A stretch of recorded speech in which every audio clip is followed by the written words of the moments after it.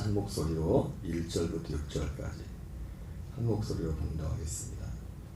할렐루야. 그의 성소에서 하나님을 찬양하며 그의 권능의 궁창에서 그를 찬양할지어다. 그의 능하신 행동을 찬양하며 그의 지극히 위대하심을 따라 찬양할지어다. 나팔 소리로 찬양하며 비파와 수금으로 찬양할지어다. 소고치며 춤추어 찬양하며 현악과 둠수로 찬양할지어다. 큰 소리 나는 재금으로 찬양하며 높은 소리 나는 재금으로 찬양할지어다. 호흡 있는 자마다 여호와를 찬양할지어다. 할렐루야.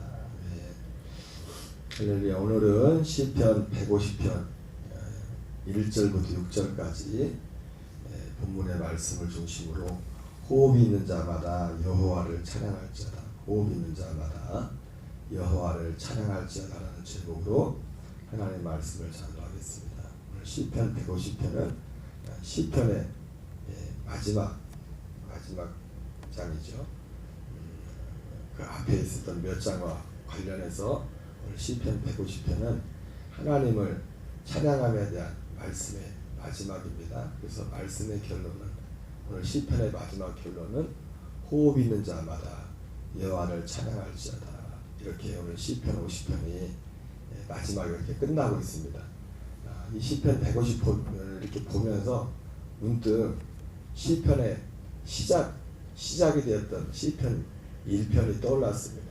그래서 시편 1편은 어떻게 시작합니까? 물론 각각 다른 사람들이 쓴 것이지만 편집이 이렇게 된 거지만은 시편 50편, 151편은 복 있는 사람이더라죠. 복 있는 사람은 악인의 길을 따르지 않으며 죄인의 길에 서지 않으며 오만한 자의 자리에 앉지 않으며 복 있는 사람과 악인의 길에 대해서 이제 시작한 시편이 마지막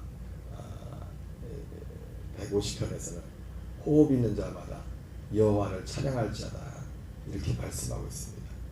말씀의 결론, 시편의 말씀의 결론은 호흡 있는 자마다 여호와를 찬양하라 이렇게 말씀하고 있어요. 그리고 궁극적으로 우리가 사실은 이 하나님 호흡 있는 자가 여호와를 찬양할지어다 했지만 정말 하나님이 받으시는 찬양을 드리려면 시편 1편과 비춰볼 때 바로 한 사람 한 사람이 복 있는 사람이 되는 거죠.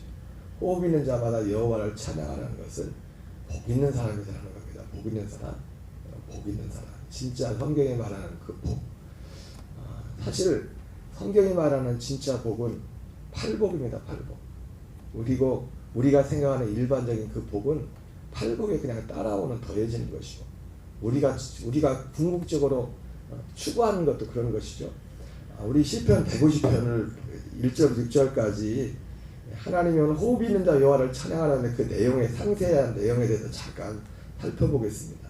우리 1절부터 한번 같이 보겠습니다. 시작.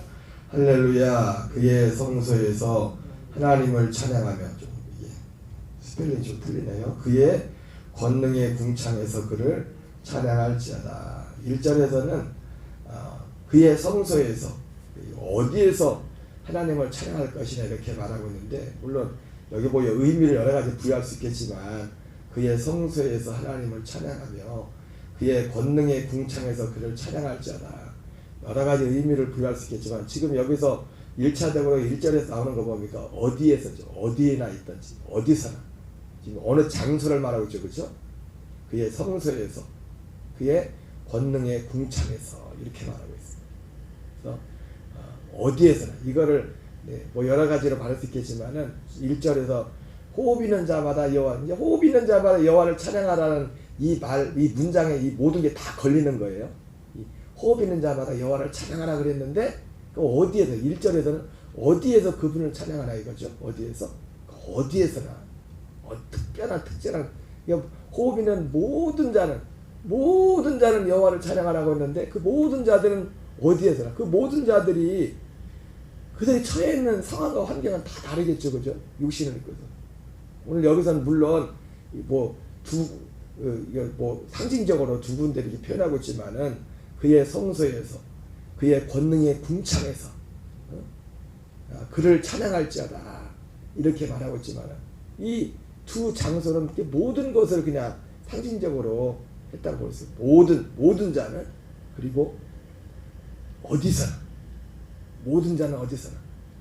이게 모든 자나 어디서나라는 것이 또 만나는 게 뭐냐면, 어디서나라는가 모든 자라는가, 모든 자들이 처해 있는 그 장소가 다르지 않습니까?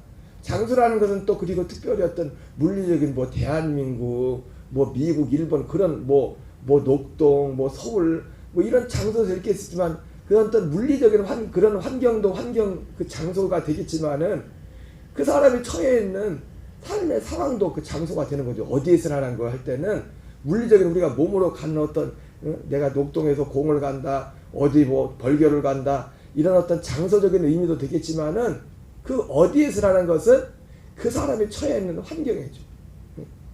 그 사람이 질병에 걸려 있든지, 그 사람이 어떤 세상 당하다 보면 여러 가지 문제들 있지 않습니까?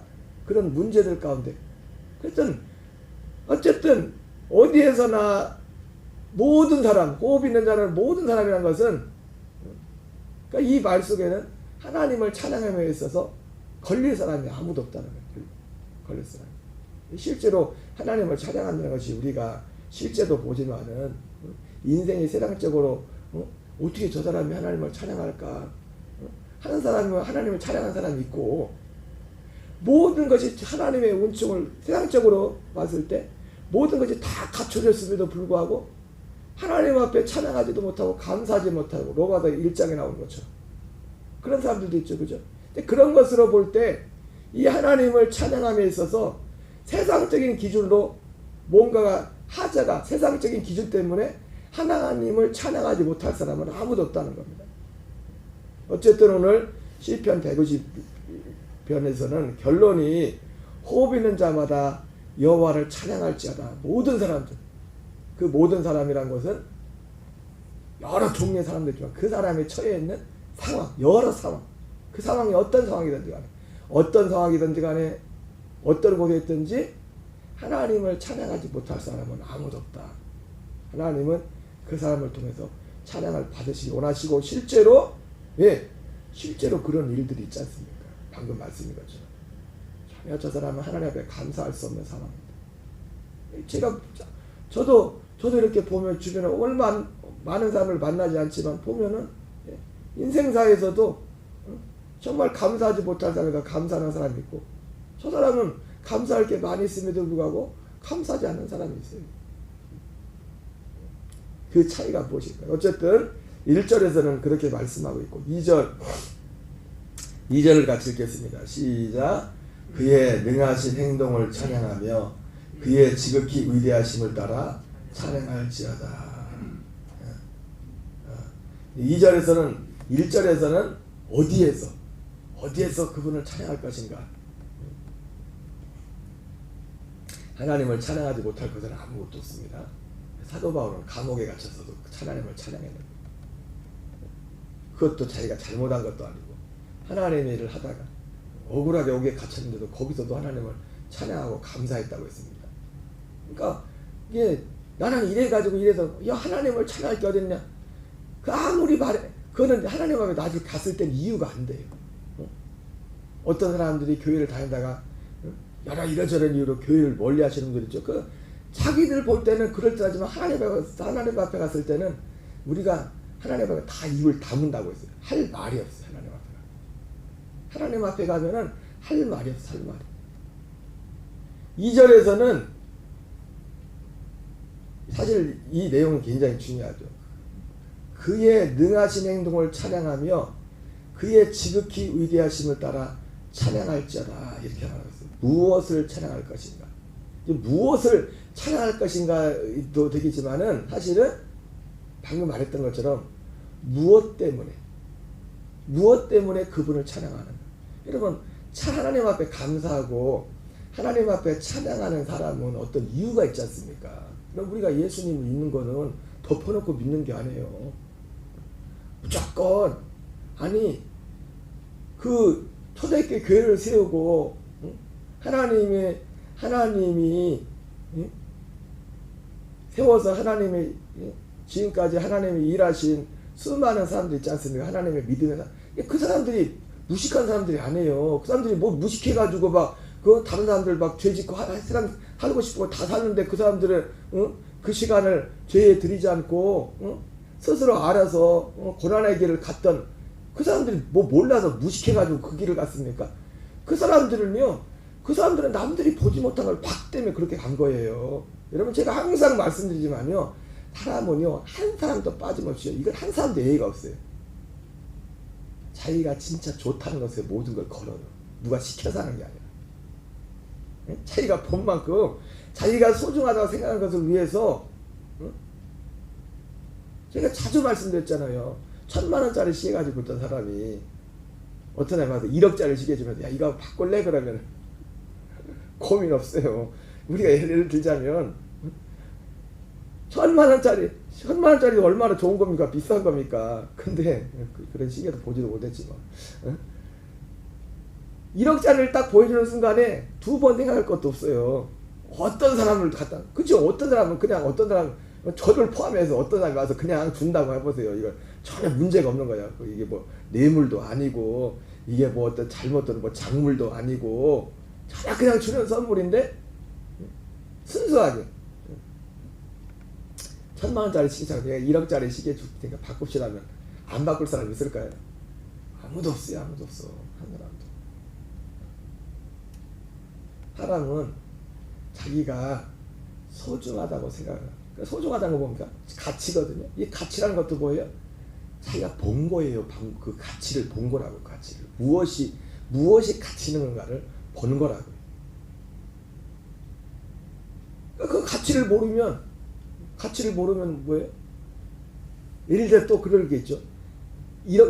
돈으로 볼 때 가치를 모르는 사람은 겉으로 볼 때 1000만원짜리가 훨씬 더 좋아 보일 수 있죠. 어떤 사람한테. 그죠? 특히 애들한테 돈을 모를 때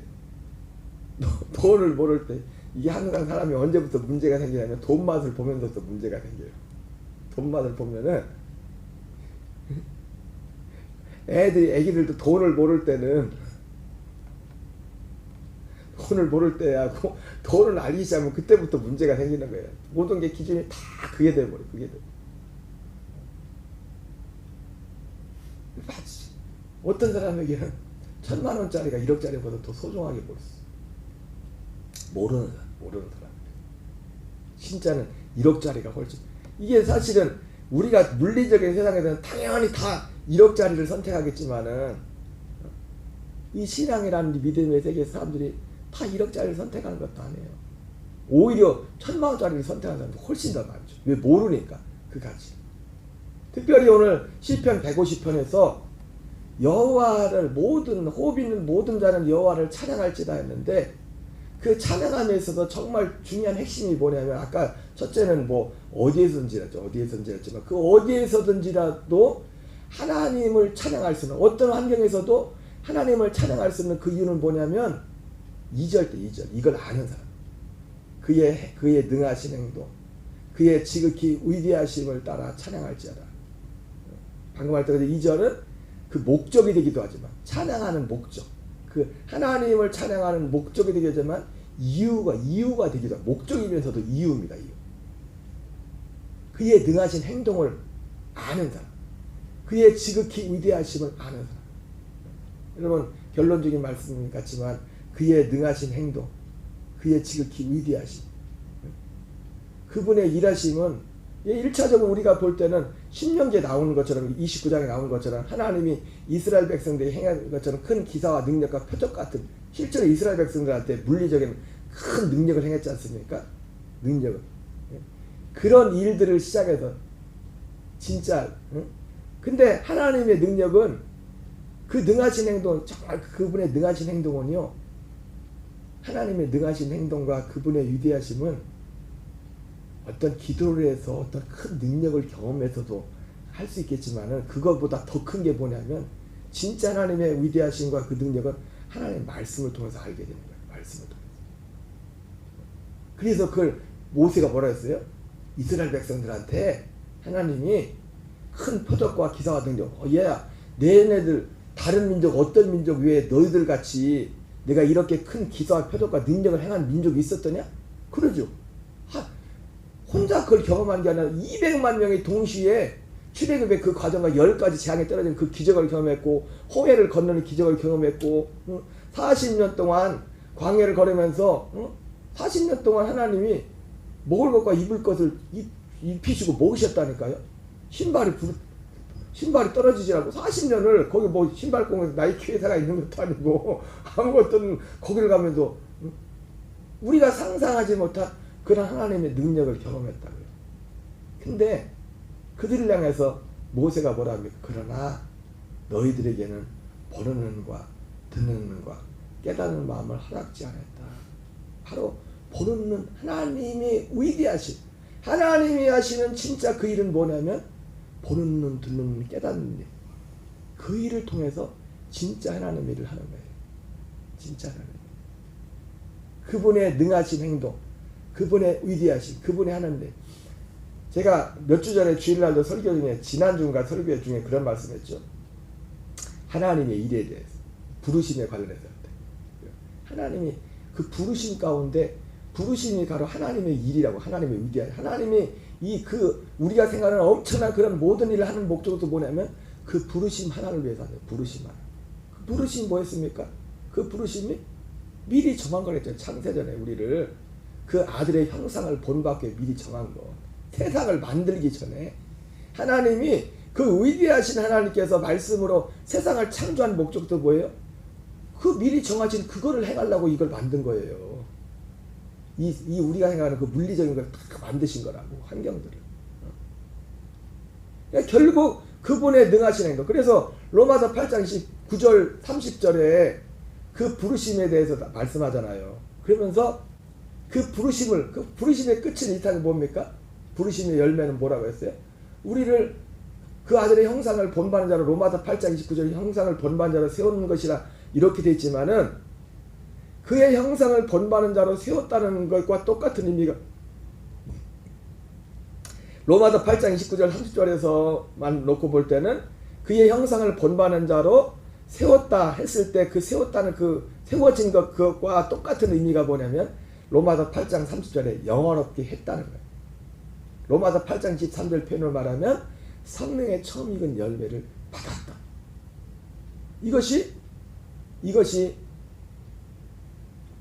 이게 사실 그 출발입니다. 출발선에서 우리가 육신을 그래서 로마서 8장 28절에 이 부르심의 목적이 이거라요. 부르심의 목적. 우리를 부르시는 목적이. 그래서 이거를 부르시는 과정에서 하나님이 이스라엘 백성들 한 민족을 통해 하나님이 우리를 실제로 구원하는 그 일들을 보여준 거예요. 시각적으로 보여준 거라고.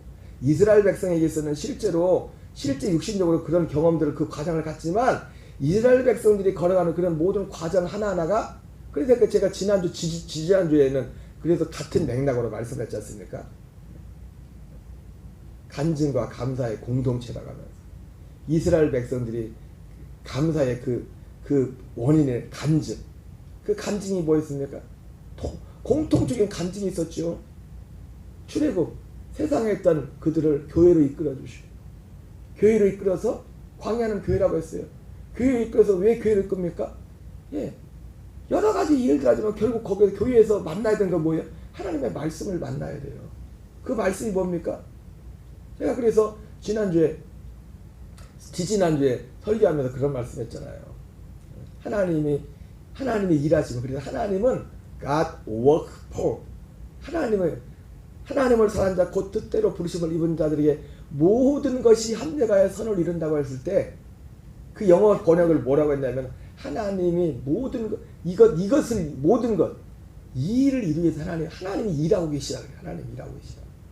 로마서 8장 28절에 영어 번역은 뭐냐면 하나님이 이것을 위해서 오늘도 일하고 있다. 그 합력하여 선을 이룬다는 그 우리 번역이 영어로는 뭐라고 하냐면 하나님이 이 일을 이루기 위해서 합력한다는 게 뭡니까? 이 사건 인생 가운데 이 사건 저 사건들 많이 있단 말이에요. 그 모든 걸 통해서 이루고자 하는 건 뭐냐면 이거 하나를 이루기 위해서 하나님 일하신다는 거. 이거 하나를 그 로마서 8장 29절 30절에 나오는 하나님의 말씀 앞에 서서 하나님의 말씀도 호렙산에서 받은 말씀. 그래서 제가 세 가지를 말했죠. 기억나는지 몰라요. 두 가지를 가져. 세 가지. 두 가지. 하나님이 이 일을 하나님 오늘도 열심히 하셨는데 첫째는 뭘 통해 일한다 했어요? 사람. 하나님이 일하셔. 두 사람. 선자를 통해서 히브리서 1장 1절. 이 선자를 통해서는 언제까지 일했어요? 예수님이 오시기 전까지 선자를 통해서 이거 일을 했단 말이에요. 이걸 전했단 말이에요. 하나님이 이 일을 하신다. 하나님이 정하시고 우리 인생들을 세상에 보내신 목적이 이거다. 그걸 계속 근데 이걸 말하면 선자들이 말할 때도 많은 선자들이 진짜 이걸 말하는 사람들이 죽임을 당했어요. 그리고 마지막은 아들을 통해서만 아들도 죽임을 당하죠. 아들 예수님도. 그리고 실제로 교회사적으로 볼 때도 이것을 전하는 사람들은 환영을 받지 못했어요. 복음의 원조인 사도들 같이도 이것 때문에 핍박받았어요. 그것도 불신자한테 핍박받은 거 아니에요. 초대교회 성도들이 핍박받은 건 불신자들한테 핍박받은 동안도 있지만은 하나님의 이름을 부른 사람들한테 대표적으로 예수님도 누가 죽였어요? 하나님 믿는 사람들 죽였어요. 그때 당시 하나님을 제일 잘 믿는 사람들이라고 하는 사람들이 예수님을 죽였다고요. 사도들도 누가 사도들을 핍박했어요? 예루살렘에서? 불신자가 핍박한 게 아니에요. 예? 예루살렘에서 처음 예수 믿고 성령 받은 사람도 유대인들이고 100%. 그 예수 믿고 성령 받고 성령 받다는 것은 성령의 처음 익은 열매를 받은 거예요. 여러분 성령님은 우리 안에 오시는 목적은 분명합니다. 이 일을 이루시라고 하는 거예요. 우리 안에. 그래서 성령 받는 것도 제가 언젠가 말씀드렸지만 방언하고 막 그런 어떤 하나의 현상 중에 하나지. 그리고 또 방언한다고 그게 다 성령 받은 것도 아니에요. 왜냐하면 다른 데 가도 방언해요. 영의 역사이기 때문에 귀신이 하는 방언도 있다고요. 교회 밖에도 방언을 한다고요. 교회 밖에도요 능력이 있다고요. 왜요? 이건 천사들이 아니에요. 천사들. 천사들이 하나님이 부리는 천사만 있습니까? 악한 천사들도 얼마나 많은데. 그러니까 어떤 능력들은요 웬만한 것들 그러니까 출애굽할 때도 이스라엘 백성이 모세가 가서 표적을 하니까 그 마술사들도 똑같이 뱀 막 지팡이로 막 뱀 만들고 그러잖아요. 니네만 하냐? 우리도 하지. 그런 왜 영의 세계가 그런 거. 그러니까 우리가 그런 것에 현혹되면 이 사람은요 교회 다니면서도 그런 데 현혹되는 사람은요 아직 예수님 모르는 거예요. 예수님 진리. 별 희한한 일이 생겨도 길은 예수님밖에 없어요. 내가 곧 길이요 진리요 생명이니 나로 말미암아 자고는 아버지께로 올 자가. 예수 믿어야 될 이유가 이것 때문에 예수 믿는 거예요. 이걸 모르면요 다 떠나가요. 어떤 문제가. 그게 요한복음 6장이잖아요. 그렇게 능력 이런 것만 표정만 따르고 왔던 하나님의 그러니까 하나님의 그의 능하신 행동, 그의 지극히 위대하신 이걸 생각하는 사람들은 일차적으로 물론 그 앞에 있는 그런 출애굽할 때 광야에서 행했던 하나님의 모든 능력이 이거 당연히 이런 것들이 포함되는 겁니다. 그런데 거기서 끝나면 안 돼요. 거기서 끝나면 거기가 목적지가 아니라고요. 거기가 목적지니까 예수님의 오병의 기적을 경험하고 예수님 따라갔던 사람 나중에 다 도망가요. 힘들다. 예수님이 진짜를 말하려고 예수님이 능력에 행한 목적이 그 자체로서 배고픔을 채워주기 위해서 했지만은 요한복음 2장에 나온 것처럼 왜 주님이 그 많은 능력을 했다고 했어요? 요거 믿고서 예수께서 하나님의 아들 그리스도심을 믿어 생명을 얻으라. 그 생명을 얻으려면 어떻게 돼? 생명의 말씀을 들어야 돼요. 내가 생명을 얻고 싶다. 그래서 생명을 얻는 게 아니에요. 사도들이 왜 그렇게 고생하고 수고했겠어요? 말씀. 그 하나님이 그래서 하나님 여기 능하신 행동, 액션이죠, 그죠? 행동, 하나님의 행동한단 말이에요. 근데 하나님이 로마서 8장 28절에 행동하는 목적지가 뭐냐 이거예요. 그 아들의 형상을 본받는 자로 우리를 세우는 거예요. 그래서 예수님도 죽으시는 거죠. 죽어서 그 아들의 형상을 두는 성령의 처음 그 열매를 받아야 받은 자가 그 아들의 형상을 본받는 그 자가 하나님의 아들로 세워주는 거예요. 아들의 영을 갈라디아에서 나온 것처럼. 이 아들의 영을 누구한테 줘요? 이런 말씀을 듣고 이걸 믿을 때 사도 바울이 갈라디아 너희가 성령을 받은 것이 율법의 행위로냐 듣고 믿음으로냐. 정확히 성령 받고 성령이 오신 이유는요 뭘 뜨겁고 막 그래서 성령이 오는 게 아니라 그거는 성령이 오지 않아도 뜨겁고 이런 거는 천사들이 하는 거예요. 천사들이 할 수 있는 거예요. 천사들을 하나님이 불로써 불의 사역을 한다고 했어요. 히브리서에서.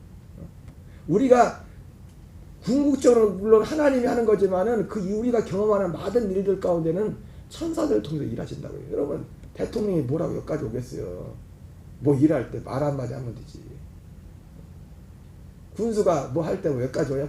한번 군수조차도 그 직원들한테 시키지.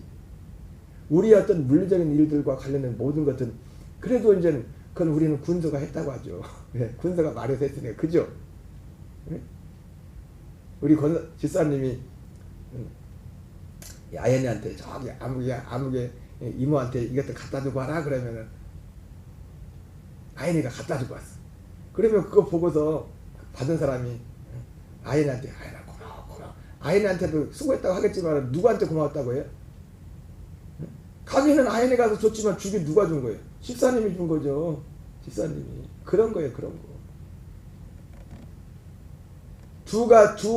두 사람 아들과 선자들과 아들을 통해서 마지막 아들 그리고 예수님이 승천하시고 난 후에부터 누굴 통해서 일합니까? 진짜 오순절에 하나님의 아들의 영을 받은 그 아들들 그 예수님이 맏아들이라고 했으니까 그 아들들 통해서 계속 일하시는 거예요. 오늘도 열심히 오늘도 천사를 통해서 천사를 통해서는 우리 환경 가운데 일해가지고 또 사람들 천사가 또 사람의 마음도 어떻게 찔리죠. 해가지고 해서 조성해서 우리를 여기 이 자리로 이끄는 이 자리 여기 이 말씀을 들을 수 있는 자리로 진리를 들을 수 있는 자리로 이끄는 거예요. 두 부류의 사람 두 종류의 말씀 하나님께 대한 회개와 예수 그리스도의 믿음 그리고 이 말씀 하나님의 일하시는 열매는 아까 말했던 것처럼 첫째는 하나님을 경외하고 그의 명령을 지키는 자가 되고 두 번째는 성령의 처음 익은 열매가 바른 자가 되어서 하나님의 생명을 이루어가는 아들의 생명으로 자라가는 그리스도를 닮아가는 이 열매가 맺혀지기 시작하는 거예요. 이것이 궁극적으로 그의 능하신 행동 이것이 그의 지극히 위대하심 그러니까 이게 여러분 죄송하지만 어떤 사람은 누군가는 세상을 똑같이 살면서도 세상은 불공평하다잖아요. 사람들이 볼 때 누구는 가난하고 예 맞아요. 세상적으로 보면 얼마든지 그럴 수 있어요. 그러나 하나님 편에서 보면 이 하나의 모든 우리의 기준은 뭘 보고 봐야 되냐면 이 하나님의 세상의 기준으로 보면 얼마든 너무나 불공평해요. 근데 하나님의 기준으로 보면 공평해. 하나님의 기준은 뭐예요? 이거 하나거든요. 이걸 그래서 어떤 사람은 실제 그러잖아요. 어떤 사람은 가난했기 때문에 하나님께 와서 회개하고 예수님이 어떤 사람은 어떤 인생의 문제를 만났기 때문에 이것 때문에 저것 때문에 오히려 결국 기준은 뭐냐면 그래서 제가 항상 드리는 말씀이잖아요. 여러분 누군가가 하나님의 사랑을 받고 있지 않다의 표적은 인생들의 기준으로 볼 땐 저 사람이 얼마나 돈을 많이 벌고 세상적으로 잘 돼. 그걸 기준으로 교회 다니는 분들도 80~90%다 기준이 그거예요. 그거 가지고 저 사람은 하나님을 사랑한다. 하나님의 사랑을 흠뻑 받는다. 예 맞아요. 그것도 하나님의 어떤 하나의 사랑 행동. 그러나 그거는요 나중에 다 없어지는 거예요. 그 사람이 하나님의 사랑을 받고 있다는 진짜 증거는 이 일이 이 사람 안에서 지금 이루어지고 세상에서 교회에서 와서 이 말씀을 듣고 하나님께서 회개의 열매 가운데 그리스도의 형상을 닮아가는 이 안에서 혼이 잘된 같이 범사가 달리고 강건한 삶으로 나가는 그런 삶의 열매를 맺어가는 이 사람이 진짜 하나님 사랑받고 있는 사람이에요. 그 사랑 안에 살고 있는 사람이에요. 호흡 있는 자마다 어디서든지 누구든지 다 그분을 찬양할 이유가 있다면 이거 하나예요. 여러분 세상적으로 보면 얼마나 불공평하고 얼마나 납득이 안 가고 힘든 게 얼마나 많아요. 특히 인생적 사주는 정말 가진 자와 갖지 못한 자, 많이 배운 자와 배우지 못한 자, 건강한 자와 건강하지 못한 자, 단지 이런 기준으로 본다면요 할 말이 너무 많아요. 그런데 하나님께 가봐야 그 일 다 담으래. 그 일 다 담으래. 우리가 어제도 봤지만은 요한계시록에 그 초막절 장막절 예수님 오셔서 흰 옷 입은 텔성 흰 무리들이 거기에 장막 텐트를 친댔잖아요. 이스라엘 백성들이 광야에서 천막을 친 그거 진짜 초막절 장막절은 그날이란 말. 그날 예수님 오실 때. 근데 거기에 장막을 치면 무슨 내용이 납니까? 그 그들의 눈에서 모든 눈물을 닦아줄 거죠. 제가 언젠가 말했잖아요. 그 모든 눈물은요, 그 모든 눈물을 닦아준다고 할 때는 눈물도 눈물 나름이에요. 고린도서 7장에 근심도 근심 나름이라고. 예? 근심도, 세상 근심은 우리를 망하는 길로 인도하지만은 하나님 뜻대로 하는 근심은 회개하여 구원에 이르도록하다. 그러니까 여러분, 눈물도요, 거기서 모든 눈물이라고 되어 있었지만 특별히 모든 눈물이 어떤 사람들의 눈물이에요? 그 흰옷 입은 사람들의 눈물이에요. 눈물, 응? 흰옷 입은 사람, 응? 눈물이 우는 이유가 다르다고요. 진짜 믿는 사람과 믿지 않는 사람은 우는 이유도 다르다고요. 우는 이유도. 눈물 흘리는 눈물의 이유가 다르다고요. 눈물의 이유가. 순서가 다르다고요. 예수님이 그 가버나움 회당에 따라왔던 그 무리들을 향해서 썩을 양식을 위하여 일하지 말고 영생하도록 있는 양식을 위하여 일하랬잖아요.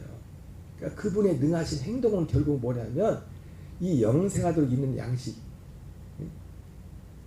이거는 모든 사람들에게, 그 사람이 가난하든 부하든 그게 문제가 아니에요. 그래서 오늘 이걸 아는 성경은 성령의 감동을 쓰여진 거잖아요. 결국 성령의 감동을 쓰여진 성경은 오직 하나만 말하잖아요. 디모데후서 3장에 오직 하나만 기록했어요. 모든 성경은 그리스도 예수 안에는 믿음으로 말미암아 구원에 이르는 지혜가 있게 하는 것이다. 이 구원에 이르는 그 구원이 뭡니까? 단지 죄사함이 아니에요. 하나님의 아들이 형상을 본받는 자로 세워지는 거예요. 예수님의 죽으심에 연합해서 나는 죽고 부활하시고 승천하시 영광을 받으신 그 생명 살려주는 영이 되신 그리스도와 연합해서 그 아들의 형상으로 거룩을 이루어가는, 바로 이것이 오늘 시인이 호흡이는 모든 자는 여호와를 찬양할지어다 이유입니다. 시편 1편에 복 있는 사람, 그 복 있는 사람은 진짜 복 있는 사람, 이 사람이 진짜 복 있는 사람이고, 이 사람은 어떤 상황에서도 그분을 찬양할 이유가 있어요. 누가 시켜서가 아니라 이 사람은 봤기 때문에, 이 사람은 알기 때문에.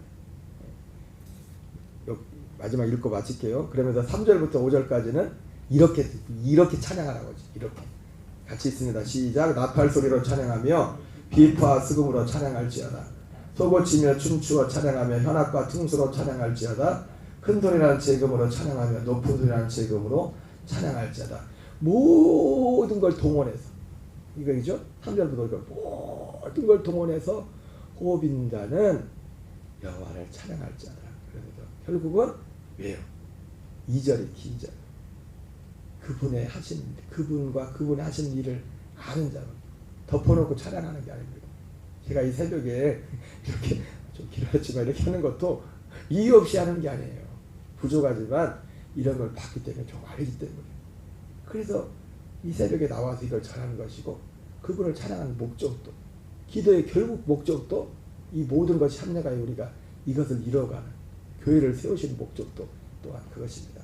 오늘 한날의 삶에 이 주님을 찬양하시기 바라고, 우리의 이러한 삶 속에 하나님이 사도 요한이 그런 교인들을 향해서 축복했던 것처럼 혼이 잘된 같이 범사가 잘되고 강건한 역사 있기를 주 이름으로 축원합니다. 우리 주기도문으로 마치겠습니다. 하늘에 계신 우리 아버지여, 이름이 거룩히 여김을 받으시오며